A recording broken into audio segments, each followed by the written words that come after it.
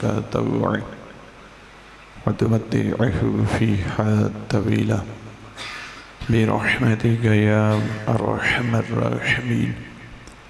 امیر المومنین کی ذات پہ مل کے باواز بلند صلوات۔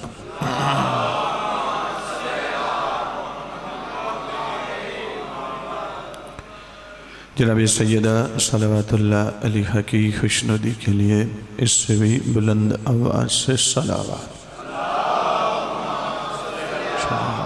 دعو إلى الدعاء وجعلنا من المتمسكين بالكتاب والسنة والمتمسكين بمنهاج الأئمة الذين أذهب الله عنهم الرجس وطهرهم تطهيرا۔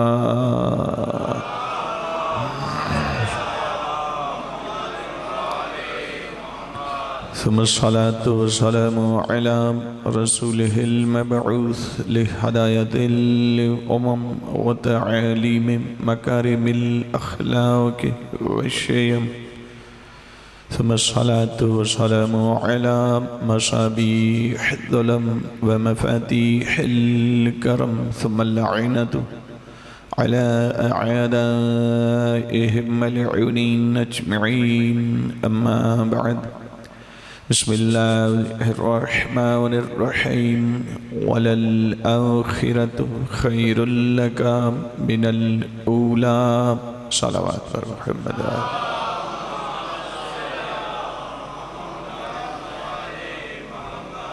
نعرہ تکبیر، نعرہ تکبیر، نعرہ تکبیر،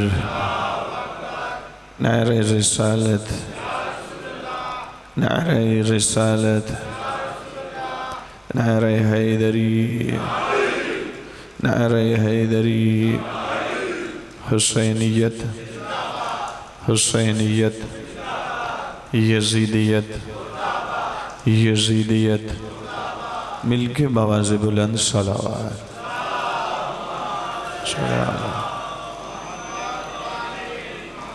حمد و ثنا صلی اللہ رب العزت کی جو لائق حمد و ثنا ہے، اور درود و سلام ان ذوات مقدسہ و مطہر پر جو لائق درود و سلام ہیں، اور نفرت و لعنت ایسے لوگوں پر جو لائق نفرت و لعنت ہیں۔ پوری دنیا میں واحد ملت ہے، ملت تشیع۔ توجہ ہے حضور؟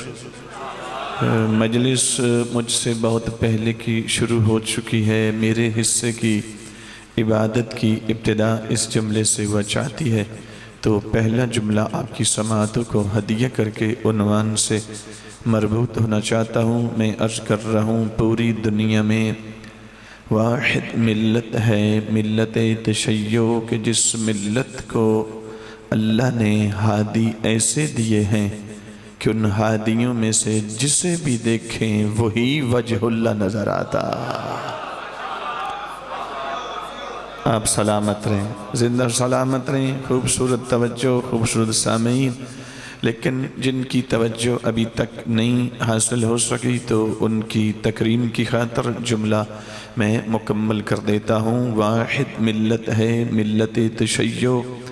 مجھے دنیا کے راہبروں کا تذکرہ کرنے کی ضرورت ہی کوئی نہیں، اس لیے کہ کسی کا تذکرہ کریں تو نحوست آتی ہے، کسی کا کریں تو مذمت ہوتی ہے، اور کسی کا کریں تو اللہ کی طرف سے لعنت آتی ہے۔ میرے ہادی وہ ہیں جنہیں دیکھیں تو دیکھنا عبادت ہے، جنہیں سنیں تو سننا عبادت ہے۔ سلامت رہیں، سلامت رہیں میرے سامعین گرامی۔ واحد ملت ہے، ملت تشیع۔ اس وقت آپ منڈیر کی امام بارگاہ کے اس حال میں نہیں بیٹھے۔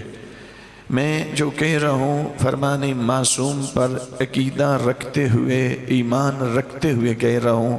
صحیح السند حدیث ہے، میرے چھٹے امام فرماتے ہیں، جس جگہ پر جتنی دیر تک میرے دادا حسین کا ذکر ہوتا رہتا ہے، اتنی دیر تک اسی جگہ کو اللہ قبہ حسینی کا درجہ عطا کر دیتا ہے۔ لذا آپ یوں نہ سمجھیں کہ آپ منڈیر کی سادات کی اس بارگاہ کے حال میں بیٹھے ہیں. حدیث پر ایمان اور ایقان کی منزل پہ فائز ہو کر یہ کہیں ابھی ابھی تو حرم حسین میں حاضر ہوا ہوں. اور جب مجلس ہم سب پڑھ کے میرے بعد ذاکر صاحب ان کے بعد جو بھی پڑھ کے باہر نکلیں آپ سن کے باہر نکلیں تو یہ نہیں کہنا کہ اس حال سے اٹھ کے باہر یہ کہیں ابھی ابھی حرم امام حسین سے اٹھ کے باہر آئے.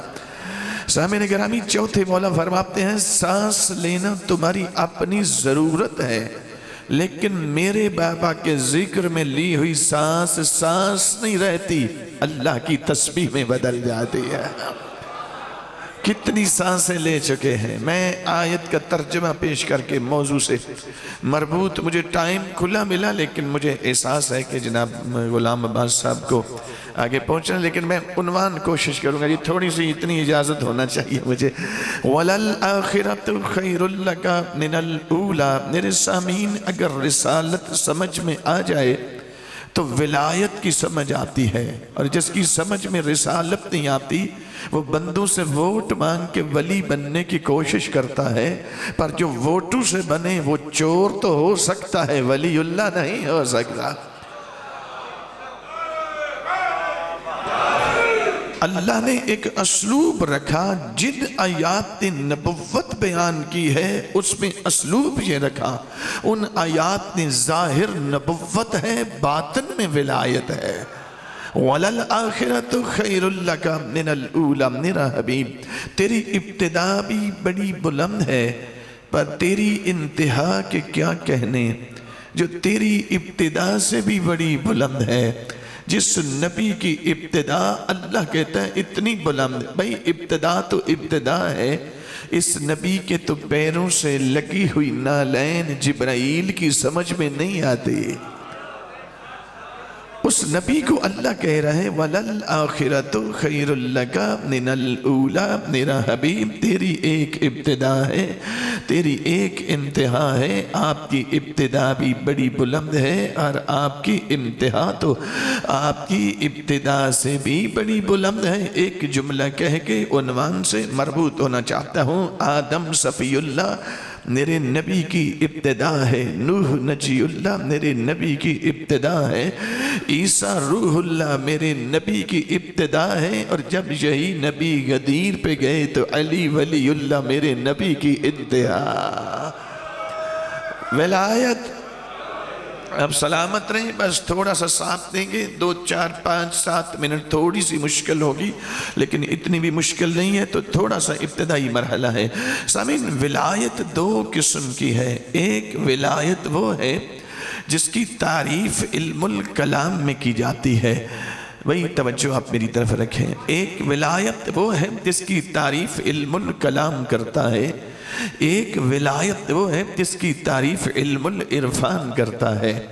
جو علم الکلام والی ولایت ہے وہ اور ہے جو عرفان والی ولایت ہے وہ اور ہے. سادہ لفظ میں کہوں تو کلامی ولایت اور ہوتی ہے عرفانی ولایت اور ہوتی ہے. آگے بڑھیں ذہن میرے ساتھ مربوط کرنے کی کوشش کریں.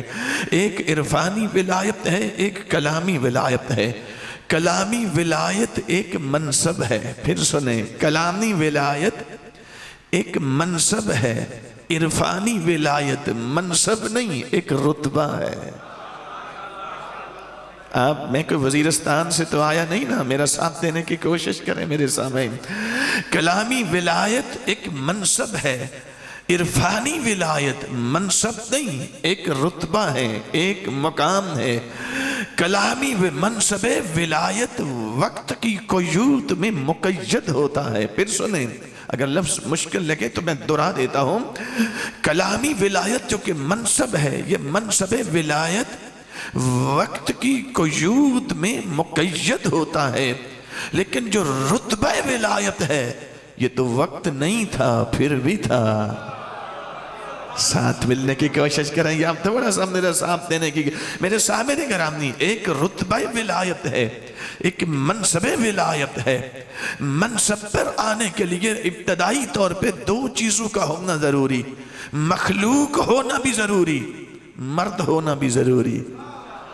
پھر سنیں منصب پر آنے کے لیے مخلوق ہونا بھی ضروری، مرد ہونا بھی ضروری، لیکن میرے سامعین رتبہ ولایت پر آنے کا میرٹ ہی بڑا کمال کا ہے۔ پھر سنے، میں جملہ پھر تکرار کرتا ہوں، جو منصب ولایت ہے اس پر آئے گا وہ جو مخلوق بھی ہوگا، مرد بھی ہوگا، لیکن میں کیا کروں، جناب سیدہ ولیت اللہ ہیں، مرد نہیں ہے۔ سمجھنے کی کوشش کریں نا، یہ کون سی ولایت ہے؟ ولایت تو ہے جناب سیدہ کی۔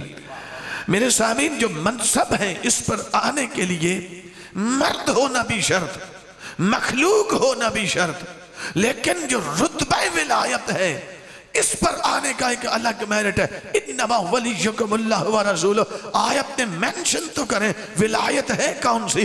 رتبہ ولایت ہے یا منصب ولایت ہے؟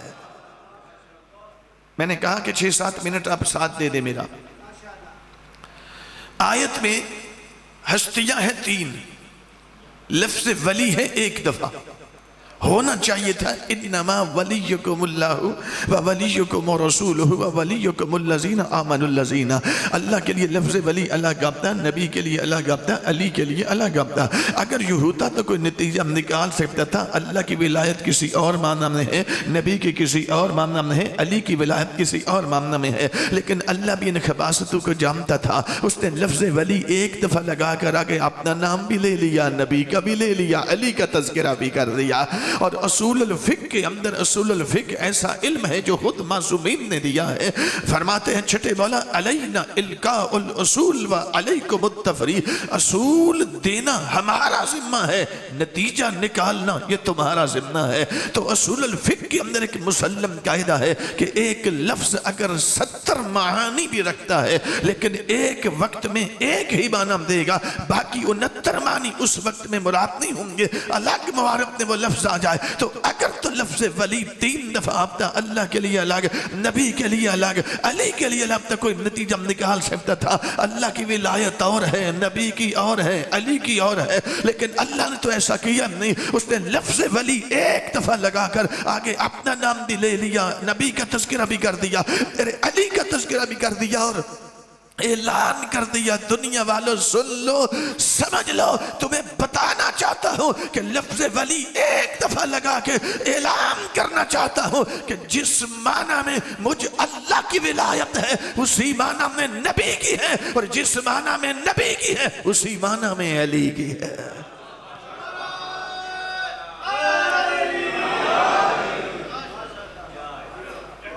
بس بالکل تمہید سے میں نکل آیا، لیکن ایک جملہ سن لے سامعین، منصب ولایت پر آنے کا بھی ایک میرٹ ہے، رتبہ ولایت پر آنے کا بھی ایک میرٹ ہے۔ منصب ولایت کا میرٹ اور ہے، رتبہ ولایت کا میرٹ اور ہے۔ تو آیت میں انما ولیکم اللہ، اس میں منصب مراد نہیں ہے، چونکہ ولایت اللہ کی بھی ہے، نبی کی بھی ہے، علی کی بھی ہے، سرکار عسکری بھی ہے، جناب یہ سیدہ صلوات اللہ علیہ کی بھی ہے، سرکار حجت کی بھی ولایت ہے۔ تو یہ ولایت اس آیت نے جس معنی میں اللہ کی ہے اسی معنی میں نبی کی ہے، اسی معنی میں میرے علی کی ہے۔ تو اللہ منصب پہ نہیں آتا، اللہ صاحب منصب نہیں ہے، صاحب رتبہ ہے۔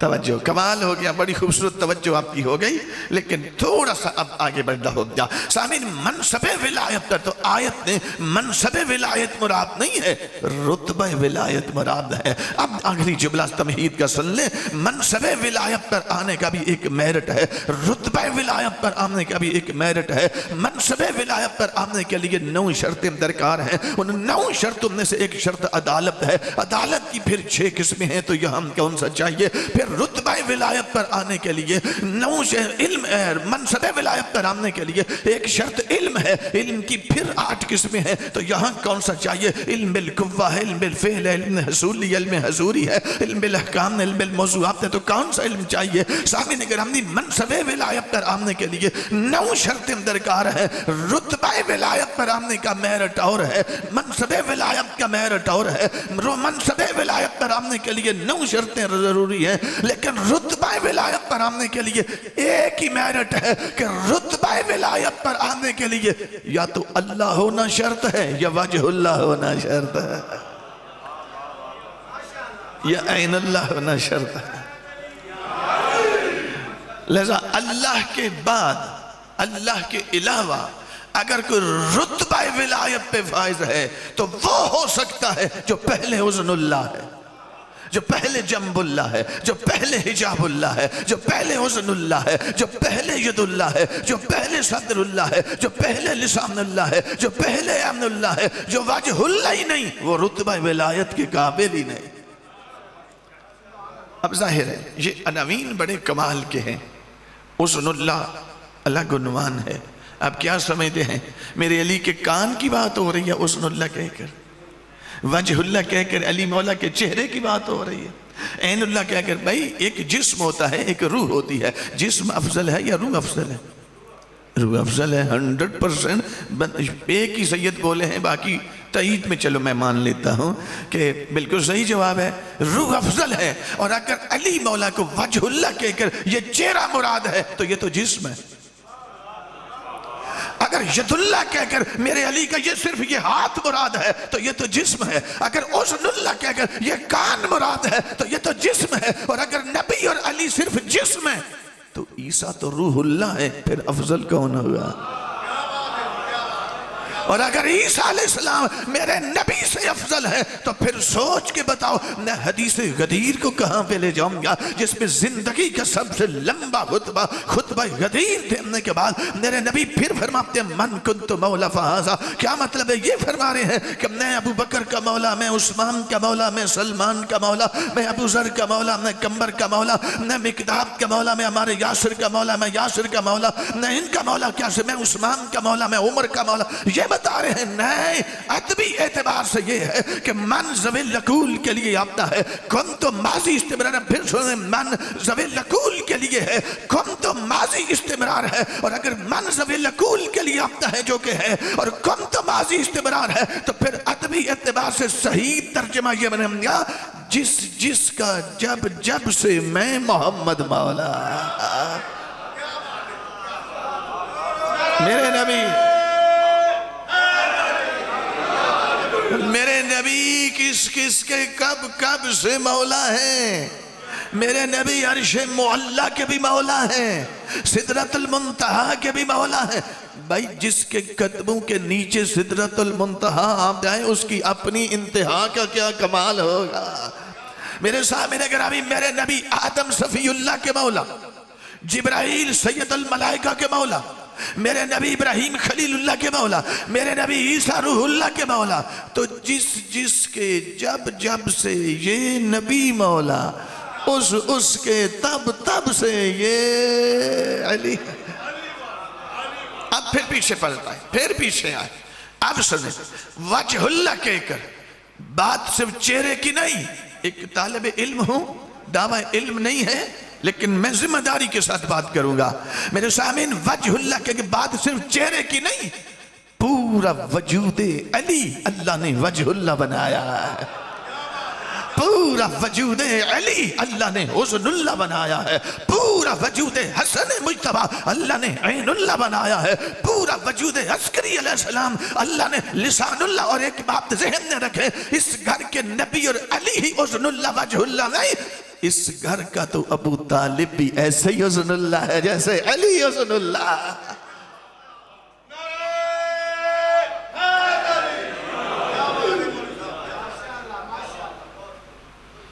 یہ سارے عناوین چونکہ متروک، مہجور، بس پتہ نہیں ان کے ساتھ ہوا، بیان ہی کوئی نہیں ہوئے، اور جنہوں نے بیان کیے انہیں سمجھ کوئی نہیں۔ تو اذن اللہ ہوتا کیا ہے، وجہ اللہ ہوتا کیا ہے، لسان اللہ ہوتا کیا؟ یہ عناوین خوبصورت الگ الگ عناوین ہیں۔ میرے سامنے ایک چیز بیان کر دیتا ہوں، اذن اللہ کیا ہے؟ اذن اللہ سمجھنا چاہتے ہیں تو لفظ اذن کو سمجھو۔ جب تک لفظ اذن کو ڈیفائن نہیں کریں گے، اذن اللہ تو وجود علی ہے، سمجھ میں کیسے آئے گا؟ آپ کا سفر جب لفظ عزن کو ڈیفائن کریں گے تو پھر آپ کا سفر عزن اللہ کی طرف شروع ہوگا، اس سے پہلے نہیں ہے۔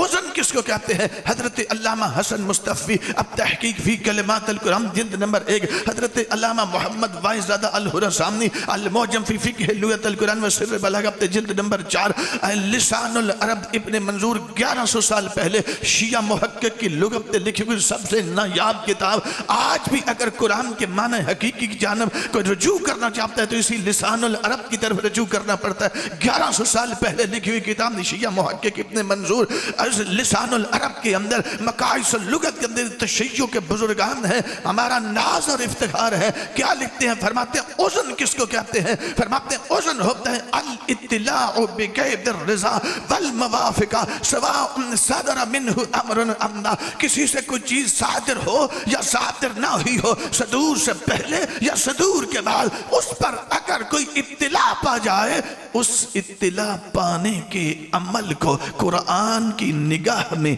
عزن کہا جاتا ہے۔ آپ سلامت رہیں، آپ سلامت رہیں۔ پھر سنیں جو ساتھ نہیں مل سکے ان کو ساتھ ملانے کی خاطر میں پھر تکرار کر، الاطلاع بقید الرضا والموافق سواء صدر منہ امر ام لا، کسی سے کوئی چیز صادر ہو یا صادر نہ ہوئی ہو برابر ہے۔ مثلا میں مجلس کچھ حصہ بیان کر دیا، یہ صدور ہو گیا، اس پر آپ مطلع ہوں گے، اور اگر آپ کی برزخی آنکھ روشن ہے تو جو ابھی قلب و روح کے اندر موجود ہے آپ اس پر بھی اطلاع پا جائیں گے۔ قرآن کی نگاہ میں اس اندر کی بات پر اطلاع پانا بھی، قرآن اسے بھی عزن کہا کہتا ہے۔ سامنے اب بڑا آسان اور اپنی تقریر کا آپ کے مزاج اور ذوق کے مطابق کیا پہلا جملہ کرنے لگا ہوں۔ میرے سامنے جو میرے اندر کی بات پر اطلاع پائے اسے صرف عزن کہتے ہیں، جو بیٹھا زمین پہ ہو اطلاع مشیت الہی پہ پائے اسے عزن اللہ کہا جاتا۔ سمجھ کر ساتھ چلے میرے بزرگوں، دوستوں، عزیزوں، احادیث کا ہر معصوم کے لیے ایک ایک ذخیرہ موجود ہے۔ میرے نبی عزن اللہ کیسے، میرے ابو طالب عزن اللہ کیسے، میرے سرکار عسکری عزن اللہ کیسے، میرے وقت کے امام عزن اللہ کیسے۔ 2-3 احادیث پڑھ کے میں مصائب پہ آ جاؤں گا تاکہ مطلب تھوڑا سا نتیجہ خیز ہو جائے۔ میرے سامنے گرامی، میرے آقا رسول اللہ مسجد نبوی میں بیٹھے ہیں کہ ایک مرتبہ ایک مرد اور ایک عورت، ظاہراً دونوں زوجین ہیں، شوہر اور زوجہ ہیں، ایک چھوٹا سا بچہ اٹھائے ہوئے میرے آقا کی بزم میں سلام کر کے حاضر ہوتے ہیں۔ جب حاضر ہوتے ہیں میرے آقا سلام کا جواب دیتے ہیں۔ سلام کا جواب جب ملتا ہے تو کہا، میرے مولا فرماتے ہیں کیوں آئے ہو؟ کہا مولا ہمارے ہاں اس بچے کی پیدائش ہوئی ہے لیکن ہم بڑے پریشان ہیں۔ بھئی عام طور پر بچہ جب پیدا ہوتا ہے تو لوگ بڑے خوش ہوتے ہیں، بچہ ہو بچی ہو، لوگ مبارکیں وصول کرتے ہیں، لیکن یہ عجیب معاملہ ہے مولا، بیٹا پیدا ہوا لیکن ہم بڑے پریشان ہیں۔ کیوں پریشان ہو؟ مولا عام طور پر بچہ جو پیدا ہوتا ہے اس کی شکل یا ماں سے ملتی ہے یا باپ سے ملتی ہے یا ماموں سے ملتی ہے یا کسی چچا کا ہم شکل ہوتا ہے یا نانا کا ہم شکل ہوتا ہے یا دادا کا ہم شکل ہوتا ہے، لیکن مولا ہم پریشان اس لیے ہیں، بیٹا تو پیدا ہوا لیکن اس کی شکل نہ تو ننیال میں سے کسی سے ملتی ہے نہ ددیال میں سے کسی سے ملتی ہے۔ مولا بیٹا تو پیدا ہوا لیکن بیٹا کہنے کو دل نہیں کرتا، مولا ہم بڑے پریشان ہیں۔ میرے آقا اب فوری طور پہ نہیں بولے، کلام حکیم کی کلام بھی حکمت سے لبریز ہوتی ہے۔ وہ کچھ دیر کے لیے وقفہ، میرے مولا نے آنکھوں کو بند کیا، فما کسا رسول، میرے آقا نے اپنا سر اقدس نیچے جھکایا، چند لمحے جھکا رہا، چند لمحے جھکامنے کے بعد پھر سر اقدس اوپر اٹھایا، آنکھیں کھولی، بچے کو دیکھا، بچے کے باپ کو دیکھا، فرمایا سن، جس مصطفیٰ کے کہنے پر تو نے جنت کو جنت ماننا ہے، جبرائیل کو تو نے آنا آتے دیکھا نہ جاتے دیکھا، مصطفیٰ کے کہنے پر تو نے جبرائیل کو ماننا ہے، خدا کو تو دیکھنے کے قابل نہیں ہے نہ وہ دیکھا جا سکتا ہے، تو نے مصطفیٰ کے کہنے پر خدا کو خدا ماننا ہے، وہی مصطفیٰ تجھے گارنٹی ضمانت دیتا ہے یہ بیٹا تمہارا ہے خوشی کے ساتھ اسی کو اپنا بیٹا کہنا شروع کر دو۔ اچھا مولا آپ نے کہہ دیا، آپ کا حکم ہو گیا، ہماری مجال کیا ہے، ہماری حیثیت کیا ہے کہ ہم اس سے انحراف کر سکیں، لیکن مولا ہم ایمان تو آ گیا کہ آپ نے جو کہہ دیا ہم اسی کو اپنا بیٹا کہیں گے، لیکن چاہتا ہوں کہ اگر کچھ اور بتا دیں تاکہ ایمان کے ساتھ مجھے اطمینان بھی حاصل ہو جائے۔ میرے سامنے وہ بالکل سرکار ابراہیم علیہ السلام والا سلوک، پروردگار دکھا سے مردوں کو زندہ کیسے کرتا ہے، اولم تو میں ایمان نہیں رکھتے، کہا بلا ولیکن لیطمئن قلبی، ایمان ہے اطمینان نہیں ہے۔ اللہ نے دکھا دیا ایمان پہلے تھا، اطمینان دیکھنے کے بعد آ گیا۔ تو اب میں تھوڑا سا کہا مولا ہم نے چاہتا ہوں کوئی ایسی بات بتا دیں، ایمان تو ہو گیا، آپ نے جو فرما دیا ہمارا بیٹا ہے، لیکن مولا آپ نے اگر تھوڑا سا احسان فرمائیں اور ہم نے اطمینان ہو جائے ایسی چیز بتا دیں۔ فماکث رسول اللہ سامنیاً، میرے آقا نے پھر آنکھوں کو بند کیا، سر اقدس کو چند لمحوں کے لیے پھر نیچے جھکایا، سر اقدس کو جھکامنے کے بعد چند لمحوں کے بعد اونٹ پر اٹھایا، آنکھیں کھولی، پھر بچے کو دیکھا، بچے کے باپ کو دیکھا، فرمایا سن تو اطمینان چاہتا ہے، ایمان تیرا ہو گیا، اطمینان نہیں ہے، تو اطمینان دینے کے لیے تجھے بتانے لگا ہوں، آدم علیہ السلام سے لے کر تجھ تک 50 پشتوں کا فاصلہ بنتا ہے۔ پھر سنیں، یہ کوئی مورخ نہیں کہہ رہا، یہ تاریخ کے ورق سامنے رکھ کے میرے نبی نہیں بتا رہے۔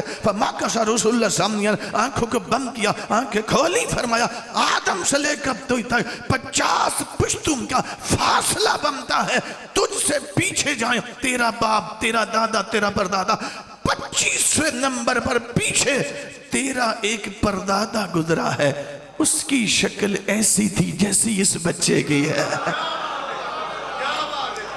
کیا بات ہے، سلامت رہیں، سلامت۔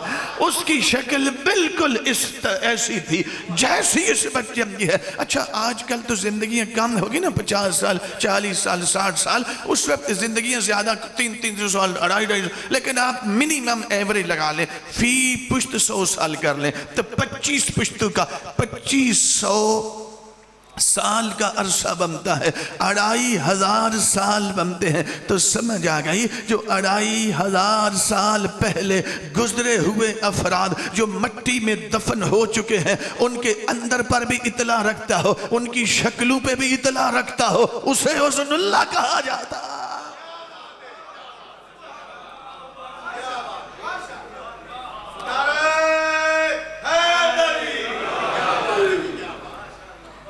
توجہ ہے میرے سامنے نگران میرے بزرگوں، میں نے عرض کی ہے کہ یہ رایہ حدیث کا روایات کا ایک ذخیرہ ہر معصوم کے لیے موجود ہے۔ ایک حدیث اور سن لیں، احواز کے مومنین ہیں، انہوں نے آپس میں اکٹھے ہو کر مشورہ کیا، عرصہ ہوا ہم نے وجوبات شرعی جتنے ہمارے اوپر بنتے ہیں یا تحائف اپنے 8ویں مولا کی بارگاہ میں ابھی تک نہیں پہنچا۔ نہیں، یہ بھی تھوڑا سا لمبی روایت بن جائے گی، میں چھوٹی روایت پڑھ دیتا ہوں۔ میرے مولا جس وقت پہنچے نا مدینہ سے مرو کے مقام پر، تو اہل مرو اکٹھے ہو کے میرے 8ویں امام کی بارگاہ میں پہنچے، یبنا رسول اللہ ہمارے علاقے میں بارش نہیں ہو رہی، عرصہ ہوا ہماری زمینیں بنجر پڑ چکی ہیں، زمین علاقے میں قحط کا سما ہے، لیکن مولا آپ دعا کریں اللہ ہمارے علاقے میں بارش نازل فرمائے۔ میرے مولا فرماتے ہیں آپ نے نانا جان کی میں سنت کو زندہ بھی کرتا ہوں، دعا بھی کرتا ہوں، بارش بھی آ جائے گی۔ میرے مولا کھلی جگہ پہ لے گئے، نماز استسقاء خود بھی پڑھی، ان کو بھی پڑھنے کا حکم دیا۔ نماز استسقاء پڑھنے کے بعد ہاتھ اوپر اٹھائے، ابھی ہاتھ نیچے نہیں آئے تھے، جو مغرب کے افق سے سیاہ بادل ظاہر ہوئے، چند لمحوں میں سر کے اوپر آگ ایسے منڈلانے لگے، گرجنے لگے، چمکنے لگے۔ یہ جو گرجن چمک رہے تھے نا بادل، ایک مرتبہ بے ساتھ دعا کے لیے جو آئے ہوئے تھے، یہ جلدی سٹ کے چلنے لگے۔ میرے مولا نے تیز چلتے ہوئے فرامت کو دیکھا، فرمایا رک جاؤ، کہاں جاتے ہو؟ کہا مولا بارش آمگی، بادل آگے برس پڑے تو ہم نے تو بہا کر لے جائیں گے۔ فرمایا رک جاؤ، یہ یہاں کے لیے نہیں، یہ تو نیشہ پور کے لیے آئے ہیں، یہاں پر تو ان کا ایک قطرہ بھی گرنے والا نہیں ہے۔ پھر میرے مولا فرماتے اور ایک قطرہ بھی نہیں گرا، تو بادل آگے چلے گئے، چند لمحوں کے بعد پھر سے بادل ظاہر ہوئے، انہوں نے ساتھ کے منڈلانا شروع کر دیا، منڈلاتے رہے وہ بادل، اور ایک مرتبہ پھر وہ اٹھے، چلتے ہیں۔ 8ویں مولا فرماتے ہیں کہاں جاتے ہو؟ مولا بادل آگے، آپ کی دعا اس طرح کی، ابھی ہاتھ نیچے نہیں آئے جو دوسری مرتبہ۔ میرے مولا فرماتے ہیں نہیں، واپس آ جاؤ، یہ تو خراسان کی جانب جانے والے ہیں، یہاں پر تم کا ایک قطرہ بھی گرنے والا عالم نہیں ہے۔ تیسرے مرحلے پر وہ آگے چلے گئے، تیسرے مرحلے میں پھر سے اب آپ ظاہر ہوئے، وہ سر پہ آگے لگے۔ نفس مطمئنہ تو پہلے تھے، نفس مطمئنہ کی حیثیت سے میرے 8ویں امام اٹھے، فرمایا اب آؤ، یہ یہیں کے لیے آئے تھے جہاں کے لیے ہم نے بلائے ہیں۔ تو میرے سامعین آپ سمجھ آئی کہ ولی اللہ اور اذن اللہ اس کو نہیں کہتے جس کو عدت اور نفاس کے مسائل کی سمجھ نہ آئے تو جا کے زوجہ سے حل کا رابطہ پھرے، بلکہ اسے کہتے ہیں جو بارش کے قطروں کی تعداد بھی جانتا ہو، ان کے گرنے کی جگہ بھی جانتا ہو۔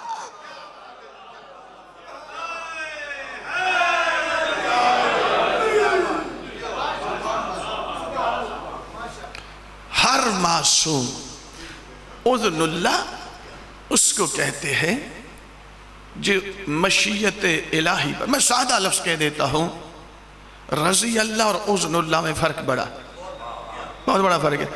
جو وحی کے نزول کے بعد اس کی تلاوت کرے وہ زیادہ سے زیادہ رضی اللہ ہے۔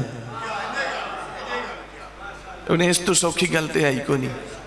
جو نزول قرآن کے بعد اس کی تلاوت کرے وہ بڑا بھی اوپر چلا جائے تو رضی اللہ ہے، جو نزول سے پہلے پڑھے وہ اذن اللہ ہے۔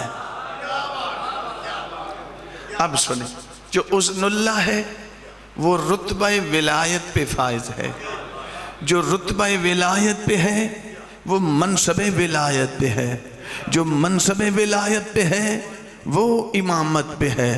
جو اذن اللہ ہی نہیں وہ تو رتبہ ولایت پہ ہی نہیں، جو رتبہ ولایت پہ نہیں وہ منصب ولایت پہ کیسے آئے گا، جو منصب ولایت پہ نہیں وہ امامت و خلافت پہ کیسے آئے گا۔ تبرک تھوڑا ہی ہے کہ جدہ جی چاہے اٹھ کے بن جائے۔ دنیا میں کسی کے پاس 1 ہے، 10 ہے، 50 ہے، میں مائک سے لے آؤ، ثابت کر دو، بس مائک سے اتروں گا بعد میں، تسلیم پہلے کروں گا، لیکن ثابت کر دو کہ یہ اذن اللہ، ثابت کرنا پڑے گا۔ میں رتبہ ولایت پہ بھی مانوں گا، میں منصب ولایت پہ بھی مانوں گا، اپنا ہادی و مہدی بھی مانوں گا، امام بھی مانوں گا، لیکن اگر کسی کے پاس 1 نہیں تو میرے پاس تو پورے 14 موجود ہیں۔ اور میرے سامنے میں نے بہت تیزی کی ہے، بہت تیزی کی ہے، بس حجت خدا کی نصرت اس کے تقاضے ہیں کچھ۔ امام زمان علیہ السلام کی سپاہ میں جانے کا ایک میرٹ ہے، جس طرح ولایت پہ آنے کا بھی میرٹ ہے نا، منصب ولایت پر آنے کا الگ میرٹ ہے، رتبہ ولایت پر آنے کا الگ میرٹ ہے، ٹھیک ہے جی۔ اسی طرح امام زمان کے 313 میں جانا ہو میرٹ اور ہے، نچلی سپاہ میں جانا ہو میرٹ اور ہے۔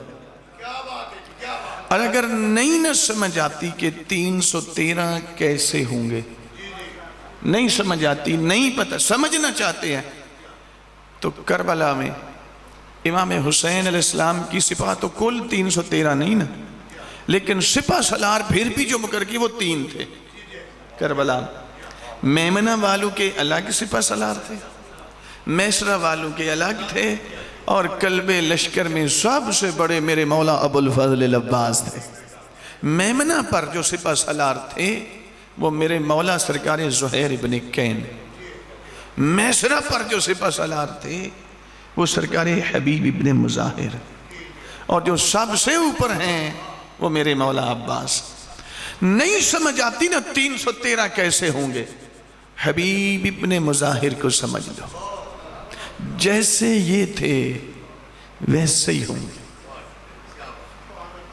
میرے سامنے گرامی اس کا ایک میرٹ ہے، اس کو سمجھنے کی کوشش کریں۔ اگر 313 کو سمجھنا چاہتے ہیں مالک اشتر کو سمجھ لو۔ ہاں، امیر المومنین کی سپاہ کے بھی وہ سپاہ سالار ہوتے تھے، اور ایسے الفاظ میں نے اپنی طالب علمانہ تاریخ میں نے نہیں پڑھے، نہ مجھے نظر آئے کسی اور کے لیے جو میرے مولا نے سرکار مالک اشتر کے لیے بیان فرمایا۔ یقین کریں ایسا جملہ ملتا ہی کو نہیں کسی کے لیے۔ میرے مولا امیر فرماتے ہیں جو حیثیت مجھ علی کی نبی کے آگے تھی وہی حیثیت مالک اشتر کی مجھ علی کے آگے ہے۔ ان اس تو وڈی کوئی چیز ہے جتے دستے ہو 313 سمجھنا چاہتے ہیں تو مالک اشتر کو سمجھ لو، اور نچلی سپاہ اگر سمجھ میں نہیں آ رہی تو کربلا میں امام کی نچلی سپاہ بھی ہے۔ نہیں سمجھ میں آ رہی نا، جناب جون کو سمجھ لو۔ جیسے جناب کتنا سن مبارک ہے میرے مولا کا، 96 سال ہے۔ ہمارے ہاں ہمیں تھوڑا سا بخار ہو جائے نا، ارے چھوڑ دو یار، میں چھوڑنے لگا ہوں، آپ نہ کریں وقت ضائع۔ 96 سال سن مبارک ہے سرکار جون کا۔ میرے مولا فرماتے ہیں جون چلے جاؤ، تم نے سہولتوں کے لیے ہمارا ساتھ بنایا، اب تو مشکلیں آ گئی، مصائب قدموں پہ گر پڑے، مولا اس لیے بھیج رہے ہیں کہ میرا خون آپ کے مقدس خون میں مل کے خوشبودار نہ ہو جائے، اس لیے کہ میرا رنگ سیاہ ہے۔ امام نے پکڑ کے سینے سے لگا لیا۔ نچلی سپاہ کو سمجھنا چاہتے ہیں، انہیں آئیڈیل بنائیں، ان کو سٹڈی کریں، ان کو سمجھیں، جیسے یہ ہے ویسی نچلی سپاہ ہوگی۔ جو کچھ اسی کر رہے ہیں نا، ادھا سپاہ نل دور دا بھی تعلق نہیں، ساڑھی ترجیحات ہی کچھ اور نہیں، ہم بھٹکے ہوئے لوگ ہیں، ہماری ڈائریکشن کچھ اور ہو چکی ہے۔ ایک شرط صرف میں 2 منٹ میں بیان کروں گا اور آدھا جملہ مصائب کا پڑھوں گا۔ میرے مولا کے عزاداروں، نچلی سپاہ میں جانا ہو تو 10 شرطیں ہیں۔ امام زمان کی نچلی سپاہ میں یہ میرٹ ہے اس کا۔ ہاں یہ ضرور ہے، قد لمبا ہونا شرط نہیں ہے، تیز دوڑنا شرط نہیں ہے، دولت مند ہونا شرط نہیں ہے، پیٹ کا کوئی سائز کا ہونا شرط نہیں ہے، گردن موٹی ہونا شرط نہیں ہے، قد بے شک 2.5 فٹ کا ہو۔ اگر 10 شرطیں پوری کر کے چلا بھی گیا، امام زمان ملائکہ کو بھیجیں گے، کہیں گے جاؤ اسے کو قبر سے باہر آ، کل تک جس کا تو منتظر تھا وہی امام آج تیری انتظار میں بیٹھا۔ 10 شرطوں میں سے ایک شرط یہ ہے، وہ بندہ جائے گا حجت خدا کی نچلی سپاہ میں کہ جو اپنا 1 نہیں 2 نہیں، اپنا ہر عمل خود اپنے ہاتھوں سے اپنے امام کی بارگاہ میں پہنچانے والا ہوگا۔ توجہ جی، ہر عمل مثلا میں مجلس پڑھ کے باہر نکلتا ہوں، آپ سن کے سامنے باہر غیر محرم ہے، اسے دیکھنا بھی ایک عمل ہے، حیا سے آنکھوں کو نیچے جھکانا بھی ایک عمل ہے، فیصلہ کر پہنچانا کیا ہے۔ امام کے ناصر بننا چاہتے ہیں نا، تو پھر اندر والے ابو لہب کے خلاف جنگ جیتنا پڑے گی۔ جو ہارا ہوا ہے وہ تو ہارا ہوا ہے، اس کا تعلق تو نچلی سپاہ سے نہیں بنتا۔ 313 تو ہستیاں ہی بہت بڑی، وہ تو عمار یاسر جیسی ہستیاں، سمانہ خاتون جیسی ہستیاں، حبابہ والبیہ جیسی ہستیاں، ام خالد شہیدہ جیسی ہستیاں۔ توجہ ہے سامعین؟ رات سوئے رہے، اذان فجر ہو گئی پھر بھی سوئے رہے، دن طلوع ہو گیا پھر بھی سوئے رہے۔ یہ سوئے رہنا بھی ایک عمل ہے، اذان سن کے تہا بستر چھوڑ کے طہارت کر کے مصلی پہ آنا بھی ایک عمل ہے، فیصلہ کر پہنچانا کیا ہے۔ ہماری بچیاں، ہماری بیٹیاں، ہماری بہنیں، ہماری مائیں گھر سے کسی کام کی خاطر نکلتی ہے، مثلا مجلس کے لیے نکلتی، تو گھر سے نکلنا بذات خود ایک عمل ہے، عمل پہنچانا ہے۔ امام کی بارگاہ میں نکلنے سے پہلے اپنی کیفیت دیکھیں، بے حجاب ہو کے جا رہی ہوں یا با حجاب ہو کے جا رہی ہوں۔ میرے 5ویں امام فرماتے ہیں ہمارے بیٹے قائم کی مدد سب سے پہلے مومن مرد نہیں کریں گے، مومنہ مستورات کریں گی۔ مولا کون سی؟ فرمایا اللہ اس مومنہ کو خاص توفیق دے گا جو کبھی بے حجاب ہو کر غیر محرم کے سامنے نہ آئی ہے۔ بس میرے مولا کی عزادار ہو. پیسے اٹھائیں، اٹھا کے ڈبل شاہ کے پاس رکھائیں سود پہ. یہ رکھنا بھی ایک عمل ہے، رزق حرام سے بچنا بھی ایک عمل ہے. جانا کدھر ہے؟ نہ خود فریبی کا شکار ہو، نہ اپنے آپ کو دھوکہ دیں. وہ حجت خدا کا ظہور ہمارے سروں پہ آ کے رک چکا ہے. وہ انتظار میں ہیں یہ کب آمادہ ہوں تو میں ظہور کروں. وہ تو 70 مرتبہ پانی نہیں روتے، ہر دن 1188 سال ہو گئے، ہر روز خون روتے ہیں. میرے مولا کے عزاداروں، بڑے مظلوم ہیں اولاد زہرا. بس ایک جملہ صرف ایک جملہ، تاکہ میرے حصے کی فضائل جتنا پڑھ لیں. زینت مجلس ہے، تزئین مجلس ہے، تکمیل مجلس نہیں ہے. تکمیل اسی وقت ہوگی جب زخمی بیٹی کا پرسہ اس ماں کو دیں گے جس کی پسلیاں بھی لوگوں نے توڑ دی تھی.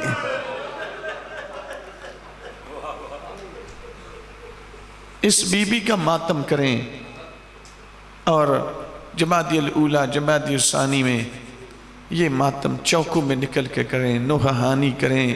ایام محرم سے زیادہ اہتمام کے ساتھ مخدومہ عالیہ صدیقہ طاہرہ کا ماتم کریں، عزاداری کریں. لوگ پوچھیں گے محرم سفر کی تو سمجھ آتے ہیں، ان دنوں میں کیا ہوا؟ تو پھر بتانا محرم میں بیٹا مارا گیا تھا، ان دنوں میں ماں ماری گئی تھی. یہ مری نہیں، یہ ماری گئی ہے. ہم میرے مولا کے عزاداروں، یہ بڑی مظلومہ ہیں. مولا کی قسم آج بی بی کے قاتلوں کو کلین چٹ دینے کی کوششیں ہو رہی ہیں. یہ اتنی مظلومہ ہیں جناب صدیقہ طاہرہ. مولا کی قسم جناب روایات نے عبداللہ بن عباس کہتے ہیں کہ میں امام حسن علیہ السلام کے ساتھ جب سفر پہ جاتا، واپس آتے نا، اس گلی میں آتے تو امام رستہ بدل لیتے تھے. ایک دن میں نے پوچھا میرے آقا مولا جب اس گلی میں آئے تو آپ رستہ بدل لیتے ہیں، سبب اس کا کیا ہے؟ میرے حسن مولا فرماتے ہیں جس دن میرے اماں جان دربار میں گئے تھے ساتھ میں بھی گیا تھا. 5 ظالموں نے دربار میں مل کر میری ماں پہ ظلم کیا. میں زخمی ماں کو سہارا دے کے جب لے کر اسی گلی میں آیا، ایک ظالم پھر پیچھے آیا. مجھے معاف کرنا سادات، میرے پاس اس کا بدل کوئی نہیں. روایات میں یہی جملہ ملتا ہے. حسن مولا فرماتے ہیں اس ظالم کا کبھی یہ ہاتھ اٹھتا تھا، کبھی یہ ہاتھ اٹھتا تھا. اور پھر فرماتے ہیں جب تک سکت رہی کھڑی رہی، جب سکت ختم ہوگی خرت پہ وجہہ، منہ کے بال زمین پہ گر پڑے. عزاداران مظلوم کربلا جناب سیدہ 3 دفعہ اس طرح گری.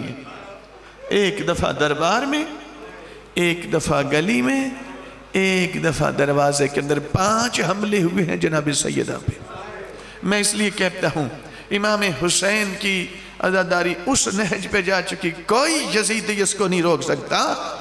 عزاداری کریں امام حسین سے زیادہ حسین کی ماں کی. مولا کی قسم یہ مظلومہ اتنی ہے، کربلا میں علی کی بیٹیوں کے خیمے کبھی نہ جلتے اگر زہرا کا گھر مدینہ میں نہ جلایا گیا ہوتا. مجھے معاف کرنا، روایات یہ ہیں کہ ہر بی بی کی چادر لٹ چکی تھی. عالیہ سلام اللہ علیہ کی چادر بھی باقی تھی. جلالت اس قدر زیادہ تھی کہ کوئی قریب آنے کی جرت نہیں کرتا تھا. شام غریبہ کی بات کر رہا ہوں. لیکن روایات میں ملتا ہے کہ 2 ملائین اس قدر شکی تھے، ایک خولی ایک شمر. ایک روایت میں آیا کہ پھر خولی نے لوٹی ہے، ایک روایت میں آیا ہے کہ شمر نے لوٹی ہے. میں ایک روایت پڑھ دیتا ہوں خولی والی. روایت میں یہ ملتا ہے کہ ملعون کا بچہ، مومنین کرام دل دکھے مجھے معاف کر دینا، میں اس کو بدل نہیں سکتا، میرے پاس کوئی لفظ نہیں ہے اس کا، میں کیسے بدلوں؟ یہ ملعون کا بچہ جس خیمے میں آیا اسی خیمے میں علی کی بیٹی موجود تھی. میں جو جملہ کہہ رہا ہوں نا جس کو میں بدل نہیں سکتا، یہ ملعون کے بچے نے اپنا نجس ہاتھ چادر میں ڈالا. اس نے چادر لوٹنے کی کوشش کی. روایت بتاتی ہے کہ عالیہ نے چادر اس قدر مضبوطی سے پکڑ رکھ دی یہ چادر لوٹ نہیں سکا. جب یہ ناکام ہوا نا اس نے چادر چھوڑ دی, پیچھے ہٹا, ایک وزنی پتھر اٹھایا. پتھر اٹھا کے اس نے پوری طاقت کے ساتھ وہی پتھر علی کی بیٹی کے سر پہ مارا. سر پہ لگنا تھا, ہاتھوں کی گرفت کمزور پڑ گئی, چادر لٹ گئی. اللہ لعنت.